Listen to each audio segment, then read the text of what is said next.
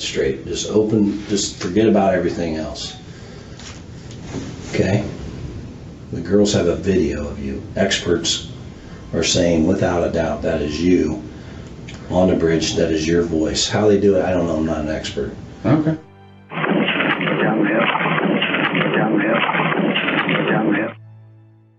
A 14-year-old girl recorded the man who killed her. She didn't scream, she didn't run. On a footbridge in the middle of Indiana, Libby German slid her phone out of her pocket and started recording. She caught his face, the way he walked, his voice. Police had that recording the day after the girls died. His voice, his build, his clothes, the way he moved. And for nearly 6 years, the man from that bridge lived 4 miles away. He worked the counter at the local pharmacy. He walked past the families of the girls he killed in a town of 3,000 people. This case ends in a small room. 2 investigators, a camera bolted to the wall, and a middle-aged man named Richard Allen. Over the months that followed, Allen would confess to these murders more than 60 times, and his own lawyers would stand up in court and argue that not one of those confessions was worth believing. To understand how a man talks himself into a prison cell, you have to go back to the day 2 girls walked down a hill and never came back up. Abby Williams was 13, Libby German, 14. Best friends, off school on a February afternoon. Around 1:30, Libby's older sister dropped them at the Monon High Bridge trail, an old railroad crossing the kids in Delphi walked all the time. Libby posted a photo at 2:07. When their ride came at 3:15, no one was there. By 5:30, they were missing. They were found the next day, across the creek from the bridge. The way they died told investigators one thing immediately. This was no accident. And on Libby's phone was the recording. A grainy figure. 3 words. The whole town had his voice.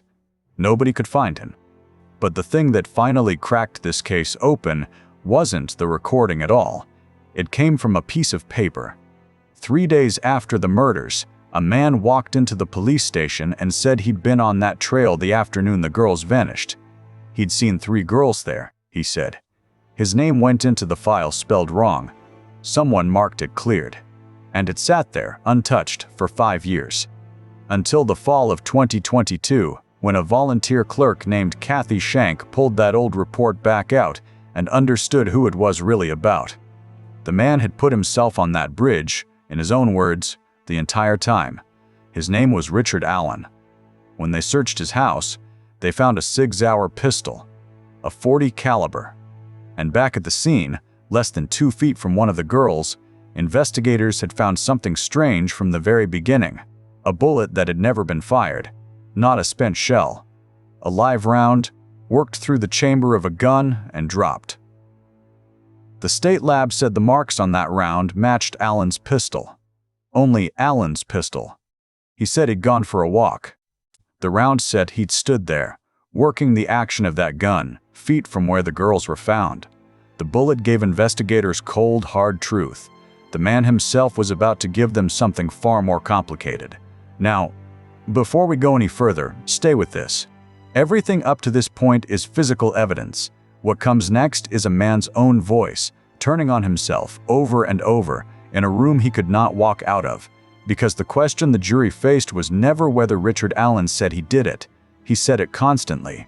The question was whether a single word of it could be trusted. This is the story he gave them. Calm.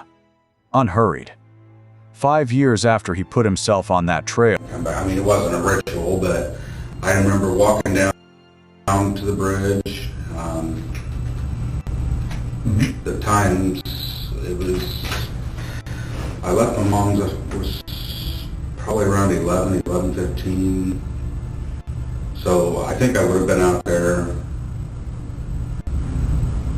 because I didn't do anything else. It would have been around noon, I thought, is when I was out there.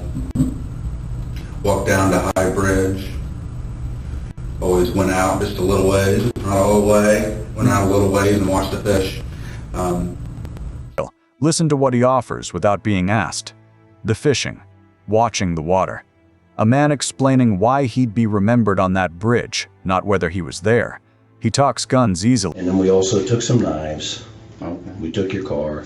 And then we also took a weapon, a SIG 40, right? Okay. Right there. I used to be a Beretta guy. I was in the Marine Corps. Yeah. Shot the Berettas. And then when I first got on the state police, we had Berettas as well. And then we went to Glocks for a little bit. Sure. And then we went to SIGs. I was trying to think of what we even had. I think the Berettas were probably coming out just before I got out. Because they used to have the old 45s. Beretta? No, they were... Springfield? I have no idea, honestly. They were the one government issued 45s. Yeah, we had I think there were 40 Berettas. And I think when I came on in 2000. He doesn't know yet why they're really asking about the SIG. He plants the walk one more time. Any of these knives or the gun, did you have that the day that you recall having that with you on the day of the 13th when you were out there on the bridge? Mm-mm. No. You don't remember if you did or you didn't? I didn't. I just went out for a short walk that day. Okay. Okay.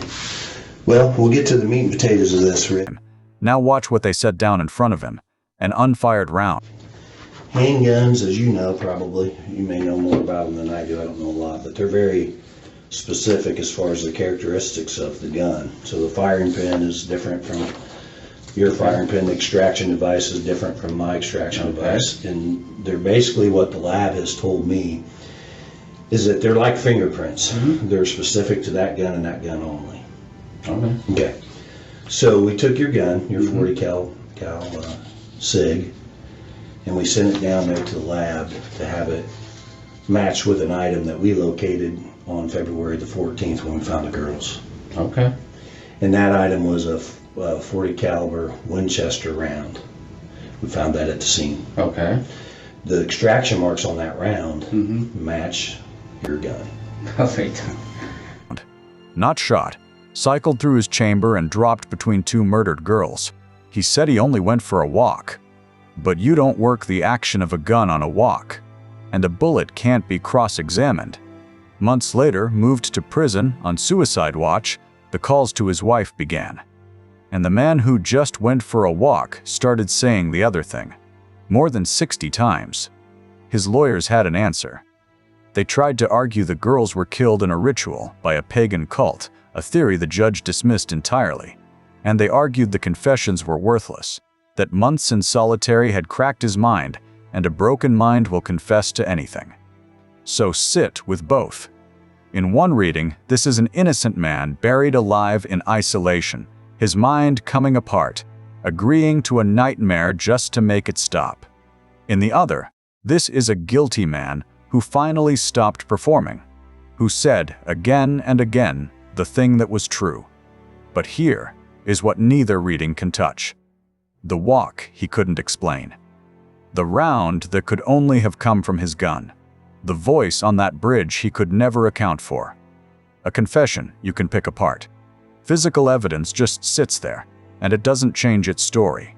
Both readings end in the same courtroom, in front of the same jury, and the jury did not take long. November 11th, 2024. Guilty. Every count. On December 20th, Judge Gull gave him the most the law allowed. 2 sentences, 65 years each, one after the other. 130 years. What sets Delphi apart is the girl herself. Libby German did the one thing almost no victim ever gets to do. She recorded the person who took her life, and handed this case its spine before anyone even knew there was a case. The evidence that convicted him, she captured with her own hand, in the last minute of her life. Richard Allen has been convicted and sentenced. He maintains his innocence, and his appeal is still before the courts. That fight isn't finished, because Delphi isn't the only case that turned on a single recording. A phone, a doorbell, a camera nobody knew was running. There are others, and we'll be telling those too. I am Carson Morgan. Until next time, stay curious. Stay safe.